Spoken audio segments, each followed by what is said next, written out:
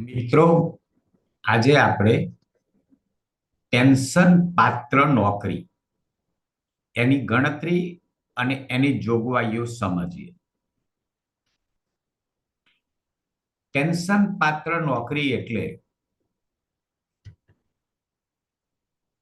ગુજરાત મુલ્કી સેવા પેન્શન નિયમો 2002 હેઠળ પેન્શન અને ગ્રેજ્યુઇટીના હેતુ માટે ગણતરીમાં લેવામાં આવતી ફરજ ઉપર કે અન્યથા બજાવેલ સેવા.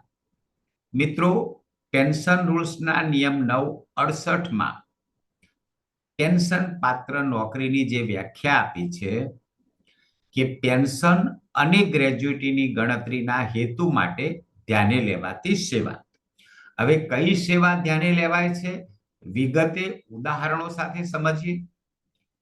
ખાતાકીય પરીક્ષાઓમાં, જાહેર પરીક્ષાઓમાં તેમજ કામગીરીમાં ખૂબ જ ઉપયોગી રહેશે.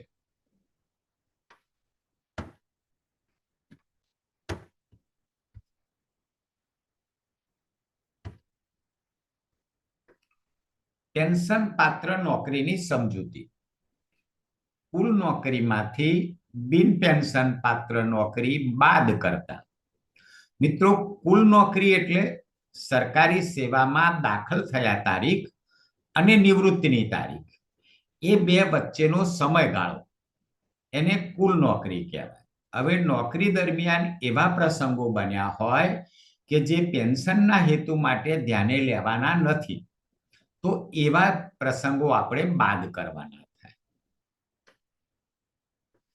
પેન્શનના હેતુ માટે કઈ નોકરી ધ્યાને લેવાય અને કઈ નોકરી ધ્યાને ન લેવાય, એ અંગેની જોગવાઈઓ પેન્શનના નિયમોના નિયમ 25 અને ઓનવર્ડ્સ આપેલી છે.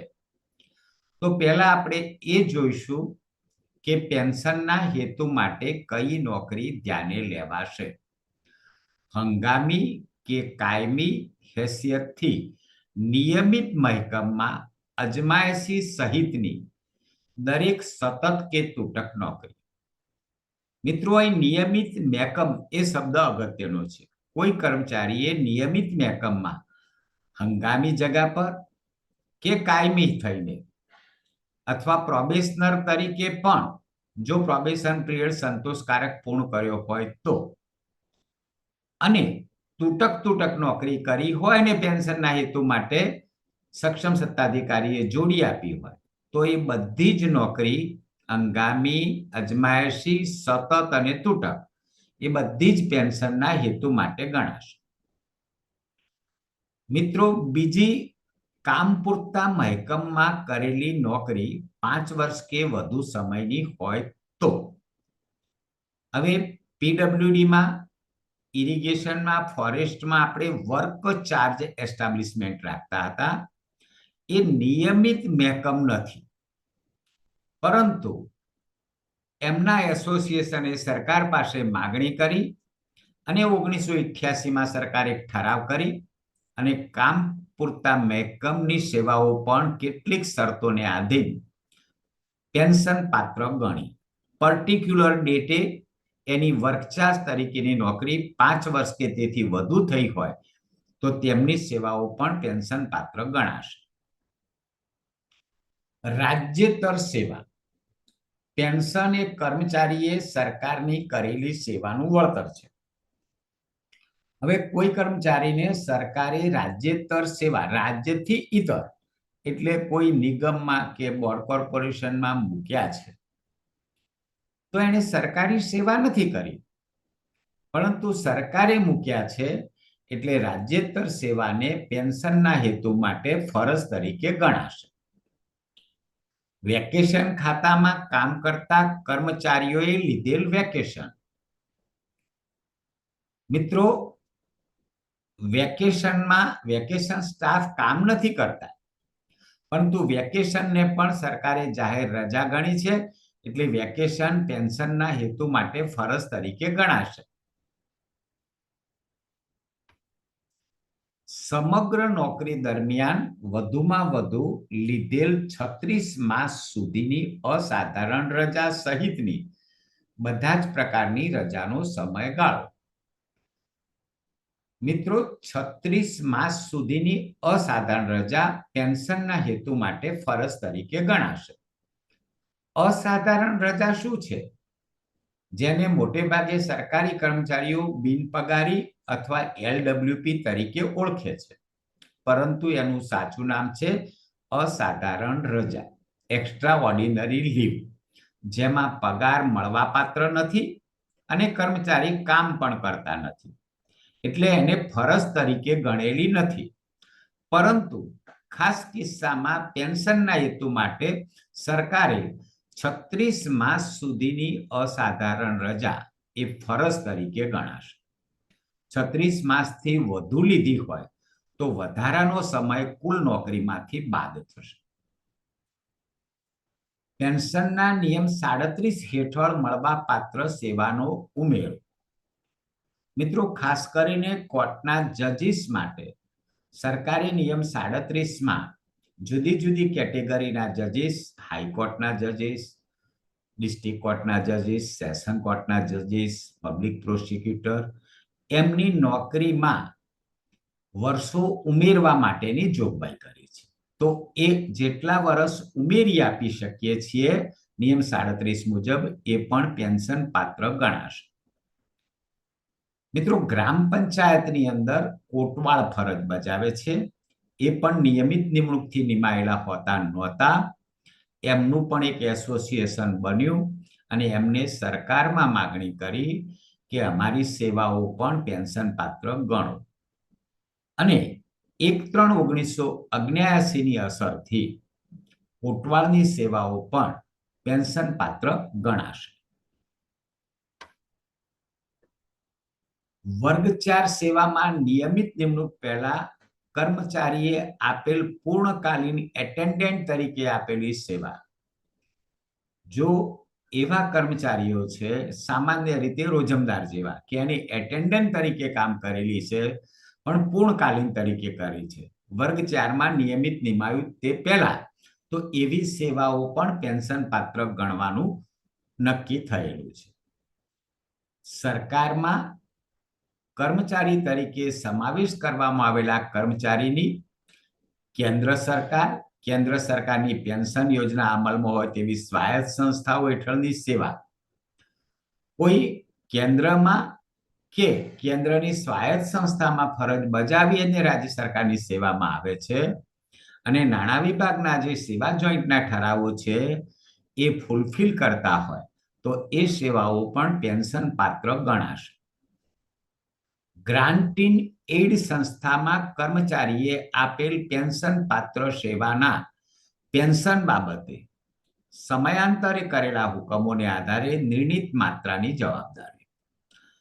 જે ગ્રાન્ટ ઇન એઇડ સંસ્થાઓના પેન્શનની 100% જવાબદારી રાજ્ય સરકારે સ્વીકારેલી છે, એવી ટ્રસ્ટ સંચાલિત સ્કૂલ, કોલેજના કે અન્ય ટ્રસ્ટ સંચાલિત સંસ્થાના કર્મચારીઓની સેવાઓ પણ પેન્શન પાત્ર ગણાશે. પેન્શનના હેતુ માટે કઈ નોકરી ધ્યાને લેવાશે? નાણાં વિભાગનો 29/8/2002નો ઠરાવ સરકારી કર્મચારીઓ અધિકારીઓ દ્વારા કેન્દ્ર કે રાજ્ય સરકારમાં કે તેની હસ્તકની કોઈ પણ કચેરીમાં તેઓએ અગાઉ બજાવેલી સેવાને વર્તમાન સેવા સાથે રજા અને પેન્શનના હેતુ માટે જોડવાની જોગવાઈઓ કરેલી છે. આવા પ્રકારના કિસ્સા જે હોય, મિત્રો, 29/8/2002ના ઠરાવની જોગવાઈઓ ધ્યાને લઈ અને એ જોડી શકાશે. નાણાં વિભાગના 20/10/24ના ઠરાવથી અને સરખા ક્રમાંકવાળા 10/4/13ના ઠરાવથી 1/4/2005 કે ત્યારબાદ કેન્દ્ર સરકારની સેવા અથવા કેન્દ્ર સરકાર હસ્તકની સ્વાયત્ત સંસ્થાઓની સેવાઓ રાજ્ય સરકારની સેવાઓ સાથે જોડતા એવા કર્મચારીઓને પણ ઓપીએસ લાગુ પડશે અને એ 20/10/14ના ઠરાવની જો શરતો સંતોષતા હોય તો એમની સેવાઓ અગાઉ કરેલી કેન્દ્ર સરકારમાં કરેલી સેવાઓ પેન્શન પાત્ર ગણાશે. 9-10-19 ઠરાવથી નાણાં વિભાગે એક પરિપત્ર કરી અને રજા અને પેન્શનના હેતુ માટે સેવા સળંગ ગણવાની જોગવાઈઓ કરેલી છે. મિત્રો, કોઈને અગાઉની સેવા જોડાવવી હોય તો આ 9-10-19 ઠરાવની શરતો વાંચી અને તમારી સેવા પેન્શન પાત્ર ગણવા માટે દરખાસ્ત કરી શકાય છે. હવે મિત્રો, બિન પેન્શન પાત્ર નોકરી એટલે શું? પેન્શન પાત્રમાં તો આપણે જોઈ લીધું કે નિયમિત મહેકમમાં બજાવેલી અજમાયશી તરીકેની સતત તૂટક નોકરી, વેકેશન ખાતાની નોકરી, નિયમ 37 મુજબ ઉમેરવા પાત્ર નોકરી, વર્ક ચાર્જ કર્મચારીની નોકરી વગેરે બધી જ પેન્શન પાત્ર છે. પણ ખાસ અગત્યનું છે કુલ નોકરીમાંથી કઈ સેવા બાદ કરવાની છે. તો એક પહેલો મુદ્દો છે નોકરીમાં તૂટ. સળંગ 3 માસથી વધુ તૂટ હોય તો સમગ્ર તૂટનો સમય બિન પેન્શન પાત્ર ગણાશે. 3 માસ સુધીની તૂટ પેન્શન પાત્ર ગણાશે. કોઈ કર્મચારીને વહીવટી કારણોસર નોકરીમાંથી છૂટા કર્યા, જગ્યાના અભાવે, અને 2 મહિના પછી નવી જગ્યા આવી અને જેને છૂટા કર્યા છે એને પાછા લઈ લીધા, તો 2 મહિના એને સેવા કરી નથી એટલે કે 2 મહિના તૂટ પડી. પણ આ સમયગાળો 3 માસથી ઓછો છે તો એને માફ કરી દેવામાં આવશે અને 2 માસ બાદ કરવામાં આવશે નહીં. એટલે સળંગ 3 માસથી વધુ તૂટ હોય તો સમગ્ર તૂટનો સમય બાદ થશે. 3 માસ સુધીની તૂટ હોય તો એ પેન્શન પાત્ર ગણાશે. એક ઉદાહરણથી સમજીએ. દાખલા તરીકે તારીખ 1/7/1990 ના રોજ નોકરીમાંથી વહીવટી કારણોસર છૂટા કરેલા હતા અને 3/10/90 ના રોજ પરત લીધા હતા. આ કિસ્સામાં 7મો મહિનો, 8મો મહિનો, 9મો મહિનો અને 10મા મહિનાના 2 દિવસ 3/10 પરત લીધા, એટલે ટોટલ 3 માસ અને 2 દિવસની તૂટ થાય છે. 3 માસ અને 2 દિવસ કુલ નોકરીમાંથી બાદ થશે, કારણ કે 3 માસ સુધીની તૂટ હોય તો પેન્શન પાત્ર ગણાશે, પણ 3 માસથી વધુ થઈ ગઈ, 2 દિવસ વધી ગયા તો સમગ્ર તૂટનો સમય બાદ કરાશે. બિન પેન્શન પાત્ર નોકરીનો બીજો ઇવેન્ટ છે અસાધારણ રજા. કોઈ કર્મચારીએ સમગ્ર નોકરી દરમિયાન જે કંઈ અસાધારણ રજાઓ લીધી છે એમાં 3 વર્ષ એટલે કે 36 માસ સુધીની અસાધારણ રજા એ પેન્શનના હેતુ માટે ફરજ તરીકે ગણવામાં આવે છે અને 36 માસ ઉપરાંતની જો રજા હોય તો એ બિન પેન્શન પાત્ર ગણાશે. ઉદાહરણથી સમજીએ. નોકરી દરમિયાન 1225 દિવસ અસાધારણ રજા ભોગવેલી છે. અસાધારણ રજા 1225 દિવસ આપેલી છે, 3 વર્ષ એટલે કે 36 માસ. એના દિવસો થાય 365 ગુણ્યા 3, 1 વર્ષના દિવસો 365 એટલે કે 1095 દિવસ સુધીની અસાધારણ રજા એ પેન્શનના હેતુ માટે ગણાશે અને તે ઉપરાંતની રજા બિન પેન્શન પાત્ર ગણાશે. અહીં 1225 દિવસની અસાધારણ રજા લીધેલી છે, જેમાંથી 1095 દિવસ માફ મળી જશે, એટલે 130 દિવસ બિન પેન્શન પાત્ર ગણાશે. 130 દિવસ મિત્રો ત્યાં 30 ડેઝ મંથ ગણી અને 4 માસ અને 10 દિવસ એ એની બિન પેન્શન પાત્ર નોકરી ગણાશે. ત્રીજો ઇવેન્ટ છે બિન પેન્શન પાત્ર નોકરીનો ફરજ મોકૂફી. ફરજ મોકૂફીનો સમય ફરજ મોકૂફી તરીકે ગણવાનું નક્કી થયું હોય તો બધો જ સમય બિન પેન્શન પાત્ર ગણાય. મિત્રો, ફરજ મોકૂફીના નિર્ણયો 3 રીતે લેવાય છે.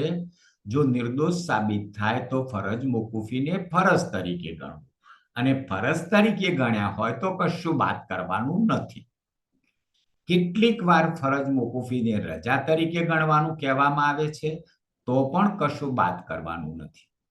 પણ ફરજ મોકૂફીના સમયને યથાવત રાખવામાં આવે, એટલે કે ફરજ મોકૂફી તરીકે જ ગણવાનું નક્કી કરવામાં આવે, તો જેટલો સમય હોય તે બધો જ સમય બાદ થાય, કારણ કે એટલો સમય એને સેવા બજાવી નથી. પેન્શન એ કરેલી સેવાનું વળતર છે. સળંગ 5 વર્ષથી વધુ કોઈ પણ રજા તૂટ ગણાશે. મિત્રો, આપણા રજાના નિયમમાં નિયમ 16માં એવું લખ્યું છે કે કોઈ પણ કર્મચારીની સળંગ 5 વર્ષથી વધુ રજા મંજૂર કરી શકાશે નહીં. પણ કોઈ ખાસ કિસ્સામાં કોઈની રજા 6 વર્ષ મંજૂર કરી, તો 5 વર્ષ ઉપરની ગેરહાજરી એટલે કે વધારાનું 1 વર્ષ એ બિન પેન્શન પાત્ર ગણાશે. કોઈ કર્મચારીએ નોકરીમાંથી રાજીનામું આપ્યું છે, એને સજાના ભાગરૂપે રૂખસત કે બરતરફ કર્યા છે અને એને બીજી નોકરી મળે છે, તો રાજીનામા અને રૂખસત પહેલાની નોકરી બિન પેન્શન પાત્ર ગણાશે.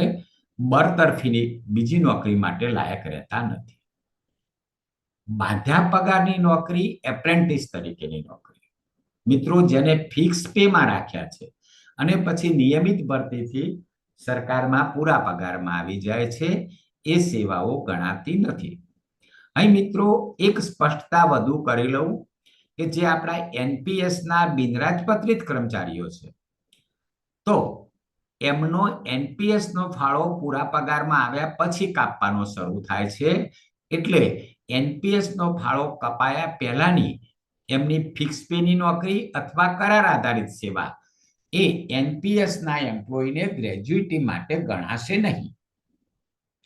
અને ઓપીએસમાં જે મિત્રો છે અને કોઈએ ફિક્સ પેમાં નોકરી કરી છે, તો એ પણ ગ્રેજ્યુઇટીના કે પેન્શનના હેતુ માટે ગણાશે નહીં.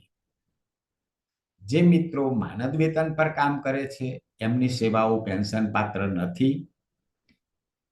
જે પૂર્ણકાલીન સમય માટે ન હોય એટલે અંશકાલીન સેવા આપી હોય એ સેવાઓ પેન્શન પાત્ર નથી. કોઈ કર્મચારી બિન અધિકૃત રીતે ગેરહાજર રહે છે, એટલે કે રજા મંજૂર કરાવી જ નથી અને ગેરહાજર રહ્યા છે, તો એની સેવા પણ બિન પેન્શન પાત્ર ગણાશે.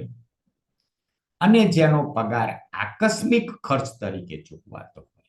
મિત્રો, પગાર ભથ્થાની ગ્રાન્ટમાં પડે, જેનો પગાર કન્ટીજન્સીની ગ્રાન્ટમાં પડતો હોય એ ઉચ્ચક વેતનથી રાખેલા માણસો હોય, બાંધ્યા પગારવાળા હોય, તો એમની સેવાઓ પણ પેન્શનના હેતુ માટે ધ્યાને લેવાની નથી. હવે આ પેન્શન પાત્ર નોકરીને આપણે એક એક્ઝામ્પલ દ્વારા સમજીએ, એટલે તમારી બધી જ બાબતો જે સમજાય એ ક્લિયર થઈ જશે. માનો કે કોઈ એક કર્મચારીની જન્મ તારીખ 15/4/60 છે અને નોકરીમાં દાખલ તારીખ 23/3/1988 છે. હવે 15/4/60 એની જન્મ તારીખ છે, તો 15/4/60માં 58 વર્ષ ઉમેરતા નિવૃત્તિની તારીખ આવશે 30/4/2018 અને નિવૃત્તિની તારીખ 30/4/2018 માંથી દાખલ તારીખ 23/3/1988 એ બાદ કરતા એમની કુલ નોકરી આવશે 30 માંથી 23 જાય તો 7 આવે, પરંતુ અહીં 23 તારીખે નોકરી કરેલી છે અને 30 તારીખે પણ કરેલી છે, એટલે 22 દિવસ બાદ કરવાના છે, તો અહીં 8 દિવસ આવશે. 4 માસમાંથી 3 માસ જાય એટલે 1 માસ આવશે અને 18 માંથી 88 જાય એટલે 30 આવશે. તો મિત્રો, એની જન્મ તારીખ 15/4/60 છે, એટલે કે નિવૃત્તિની તારીખ 30/4/18 છે, દાખલ તારીખ 23/3/88 છે, તો એમની કુલ નોકરી 30 વર્ષ 1 માસ ને 8 દિવસ થાય છે. હવે આ કુલ નોકરીમાંથી બિન પેન્શન પાત્ર ગાળો બાદ કરીએ એટલે પેન્શન પાત્ર નોકરી મળશે. હવે બિન પેન્શન પાત્ર નોકરીના આપણને અહીં ઇવેન્ટ આપ્યા છે. 1225 દિવસ અસાધારણ રજા છે, 1/1/92 થી 15/4/92 સુધી ફરજ મોકૂફી પર હતા, એ સમયને ફરજ મોકૂફી તરીકે જ ગણ્યો છે, અને 1/7/88 રોજ વહીવટી કારણોસર છૂટા કર્યા હતા અને 3/10/88 પરત લીધા હતા. તો આ ત્રણેય ઇવેન્ટ બિન પેન્શન પાત્ર છે, એની ગણતરી સમજીએ. કુલ નોકરી આવી 30 વર્ષ, 1 માસ ને 8 દિવસ અને બિન પેન્શન પાત્ર નોકરી તો મિત્રો 1225 દિવસ અસાધારણ રજા છે. 36 માસ સુધીની માફ મળે છે, એટલે કે 1 વર્ષના 365 દિવસ એટલે 1095 માફ મળશે, એટલે 1225 ઓછા 1095 એટલે 130 દિવસ, એટલે 4 માસ ને 10 દિવસ. 1-1-92 થી 15-4-92 સુધી એ સસ્પેન્શન પર હતા. ફરજ મોકૂફી તરીકે જ આ સમયને ગણ્યો છે, એટલે બધો સમય બાદ થશે. જાન્યુઆરી, ફેબ્રુઆરી, માર્ચ 3 પૂરા માસ છે અને એપ્રિલના 15 દિવસ સુધી તો 3 માસને 15 દિવસ બાદ થશે. 1/7/88 ના રોજ વહીવટી કારણોસર છૂટા કર્યા અને 3/10/88 એ પરત લીધા. 7, 8 અને 9 3 પૂરા માસ છે અને 3/10/88 એ પરત લીધા છે, એટલે 2/10/88 સુધી એ છૂટા થયેલા હતા. તો ટોટલ ગાળો 3 માસથી વધી જાય છે. 3 માસથી વધુ વહીવટી તૂટ હોય તો સમગ્ર સમય બિન પેન્શન પાત્ર ગણાય, એટલે અહીં 3 માસને 20 દિવસ બાદ થશે, એટલે ટોટલ 27 દિવસ અને 10 માસ થશે. હવે એની કુલ નોકરી હતી 30 વર્ષ 1 માસ ને 8 દિવસ. એમાંથી બિન પેન્શન પાત્ર નોકરી આપણે બાદ કરશું 10 માસ અને 27 દિવસ. તો 8 માંથી 27 દિવસ બાદ થતા નથી, એટલે બાજુમાંથી 1 માસ આપણે ઉછીનો લઈએ છીએ. 1 માસ એટલે 30 દિવસ. તો ટોટલ 30 ને 8 38 દિવસ થશે. 38 દિવસમાંથી 27 દિવસ બાદ કરીએ એટલે 11 દિવસ આવશે. હવે અહીં 1 માસ હતો એ બાજુમાં ઉછીનો આપી દીધો, વિધિ લઈ લીધી, એટલે અહીં 0 માસ થઈ ગયા. 0 માસમાંથી 10 માસ બાદ કરવાના છે, તો બાજુમાંથી આપણે લઈએ તો બાજુમાં વર્ષ છે, 1 વર્ષ ઉછીનું લઈએ છીએ તો અહીં 12 માસ થશે. 12 માસમાંથી 10 માસ બાદ કરીએ એટલે 2 માસ આવશે અને 30 વર્ષમાંથી 1 વર્ષ અહીં આપી દીધું, એટલે અહીં 29 વર્ષ થયા. તો 29 વર્ષ 2 માસ અને 11 દિવસ આટલી પેન્શન પાત્ર નોકરી થાય. મિત્રો, રૂલ એવો છે કે જો માસ 6 માસથી વધારે હોય તો પૂરા વર્ષમાં રાઉન્ડ અપ કરવાનું રહેશે. અહીં 29 વર્ષ અને 2 માસ છે, માટે 29 વર્ષ ધ્યાને લેવાના રહેશે, 2 માસ છોડી દેવાના રહેશે. જો 29 વર્ષ અને 6 માસ હોત તો 30 વર્ષ કરવાના થાય. મિત્રો, આ જ પ્રકારના વિડીયોની જાણકારી મેળવવા માટે આપ YouTube પર Haresh Joshi trainer and motivational speaker A subscribe કરો. અને આપને સ્પિરિચ્યુઅલ બાબતોમાં રસ હોય તો બીજી એક YouTube ચેનલ છે spiritual and motivation by Haresh Joshi. આ જ પ્રકારના રજા, પેન્શન, પગારના વિડીયો જોવા માટે આપ Haresh Joshi trainer and motivational speaker YouTube ઉપર સબસ્ક્રાઇબ કરો.